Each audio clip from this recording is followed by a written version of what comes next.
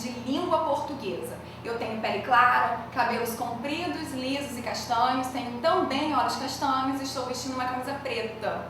Aqui, ao meu lado, eu trago os slides referentes ao conteúdo das aulas de hoje. Espero que você e toda a sua família estejam muito bem. Vamos lá. A aula 9 da sua atividade está falando sobre formação de palavras.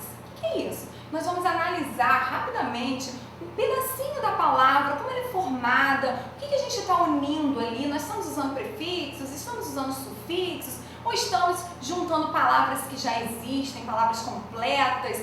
Que tipo de processo nós podemos usar? Derivação ou composição? Mas primeiro, vamos para o nosso desafio, que é uma brincadeira. Eu trouxe aqui um radical da palavra. O que é radical da palavra, professora?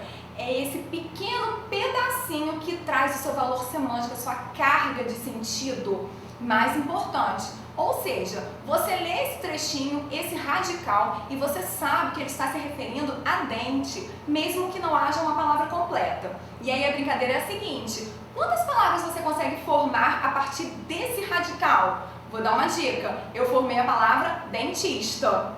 Você sabe que está se referindo a dente porque está usando esse radical, mas eu acrescentei um sufixo, que é aquela partícula que vem depois da palavra, atribuindo sentido. E aí, vamos lá? Estou esperando você formar novas palavras a partir desse radical. Conseguiu? Pensa aí. Vou te mostrar a minha lista. Dente, dentista, dentuço, dentadura, dental, dentário, dentinho, e existem muitas outras possibilidades. Talvez você tenha até pensado em uma que não está aí na minha lista, não é verdade? Percebeu? É assim que a gente faz a formação de novas palavras. A gente usa um radical e aí a gente pode acrescentar prefixos ou sufixos, ou então a gente pode unir palavras completas. Vamos ver essas possibilidades?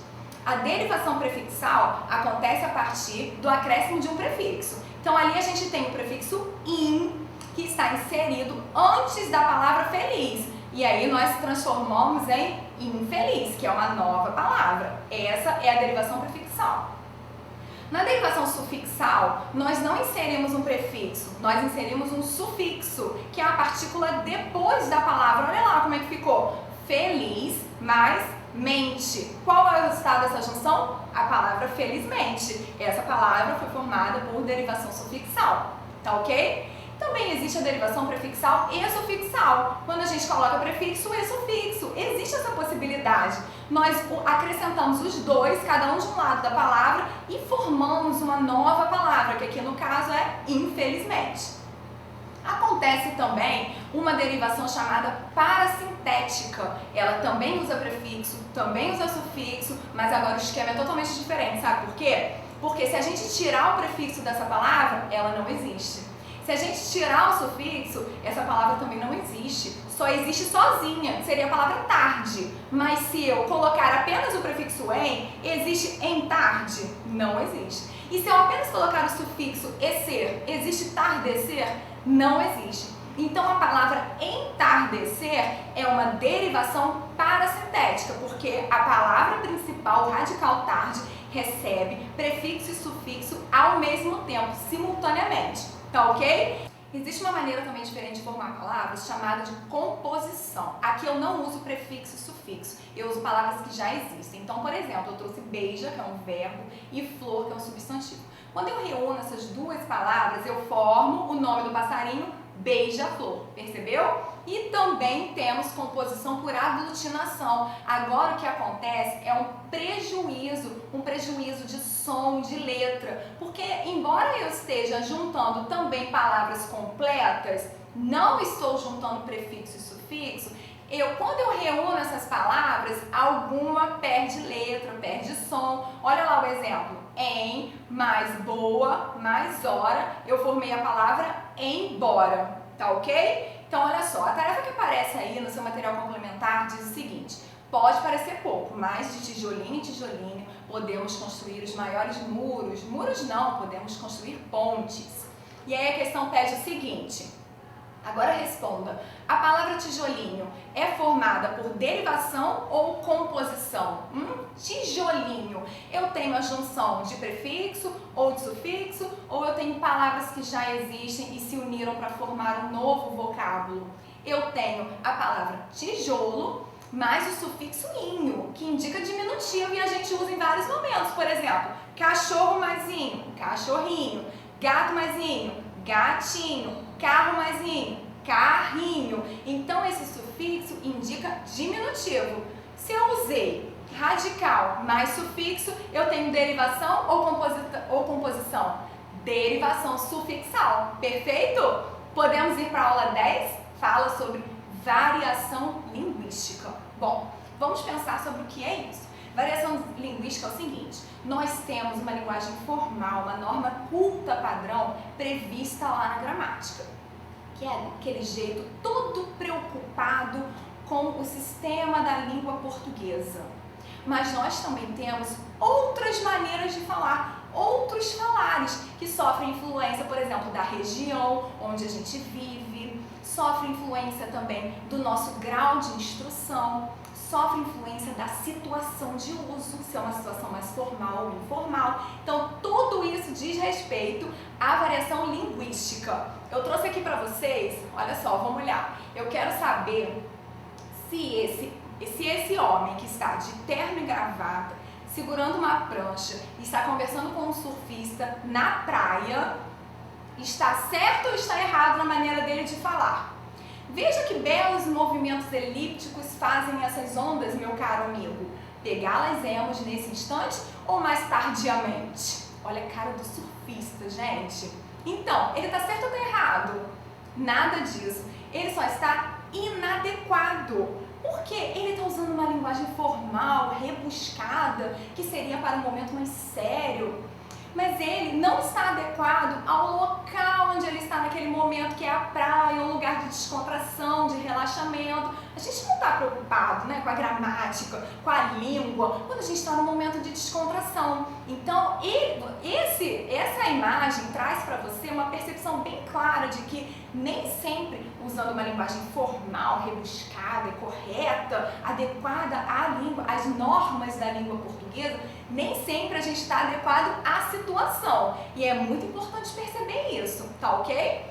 Bom, o primeiro tipo de variação que eu trouxe aqui é a variação histórica, que é o que? A transformação que uma palavra pode sofrer com o passar do tempo, com o passar de muitos anos. Então, lá na era medieval, nós tínhamos vossa mercê. Depois de um tempo, passamos essa palavra para vossa mercê. Mais um tempo depois, vós mercê. Mais uns anos se passaram e chegamos a você. E agora a gente usa o que? O pronome de tratamento você. Percebeu como essa palavra sofreu alteração ao longo do tempo? Isso é uma variação histórica. A variação social diz respeito a fatores que fazem diferença na sociedade. Então pode ser a idade da pessoa, né? Com certeza, se os seus avós tiverem uma idade bem avançada, eles usam termos que você já não usa mais. Também a variação social também diz respeito ao grau de instrução, também diz respeito à camada social em que estamos inseridos. Então preste atenção nessa tirinha que eu trouxe. É um médico conversando com o seu paciente. De acordo com o laudo, você está com um processo de intumescência resultante de lesão inflamatória e necrose subcutânea. Meu Deus, doutor, quanto tempo eu tenho de vida? Ah, não se preocupe. Aí ele fala assim que o paciente está com furúnculo. Aí sim ele simplifica a linguagem dele. Mas antes ele estava usando uma linguagem técnica de uma pessoa que tem muita instrução naquele assunto e em interlocução com uma pessoa de instrução inferior que não estava compreendendo aquela linguagem que estava sendo usada.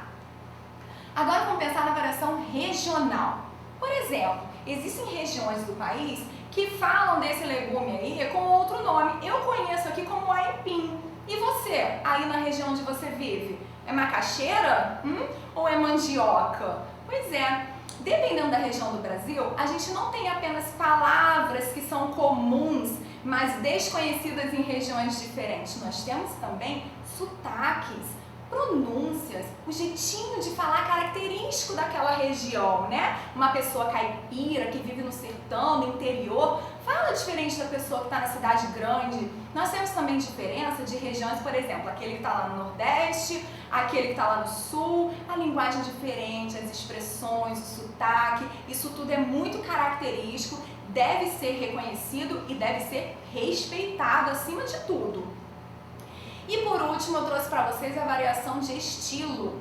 Vamos olhar a Maju, Maria Júlia Coutinho, apresentadora da TV Globo. Que tipo de linguagem ela usa quando está ali apresentando o jornal? Ela usa uma linguagem formal. Por quê? Porque a notícia que ela está trazendo para a gente precisa ter credibilidade, precisa mostrar pesquisa, seriedade, comprometimento daquele trabalho. Então ela usa a linguagem formal. Agora, você acha que quando ela está em casa, com a família ou com os amigos, viajando, passeando, ela está preocupada o tempo todo em ser formal? Certamente não. Quando ela está usando ali o celular, você acha que ela não reduz palavras? Por exemplo, você não vira VC e o porquê não vira PQ? Com certeza sim. Ou ela pode usar gírias. A gente que não conhece a Maju pessoalmente, mesmo assim a gente sabe que ela deve relaxar um pouco a linguagem dela. Agora, no ambiente de trabalho, com certeza ela usa a linguagem formal. E isso é uma variação de estilo, tá ok? Vamos pegar a tarefa que aparece aí no seu material? Traz o seguinte texto e é pedido que você fale se esse texto é formal ou informal e por que essa escolha de estilo. No dia 8 de março, a Fiocruz anunciou o início da produção em larga escala da vacina Covid-19. Na mesma semana, 12/3, a Fundação recebeu o primeiro registro da Agência Nacional de Vigilância Sanitária, Anvisa, para a vacina Covid-19 produzida no Brasil e informou que receberá da AstraZeneca, em março, o dobro do número de lotes de ingrediente farmacêutico ativo previstos. Ok, que tipo de linguagem eu tenho aí? Formal ou informal? Eu tenho uma linguagem formal. Eu tenho uma notícia vinculada no site da Fiocruz que, com certeza, pelos mesmos motivos lá da Maju, eles estão usando uma linguagem formal para receber credibilidade, mostrar pesquisa e embasamento naquilo que está sendo dito, tá bom? Então essa seria a resposta. Se você tiver dúvida, não deixe de enviar para o seu professor no chat no horário de aula, com certeza ele vai te ajudar nessa missão. Bom, espero que você tenha aproveitado bem a aula de hoje e até a próxima!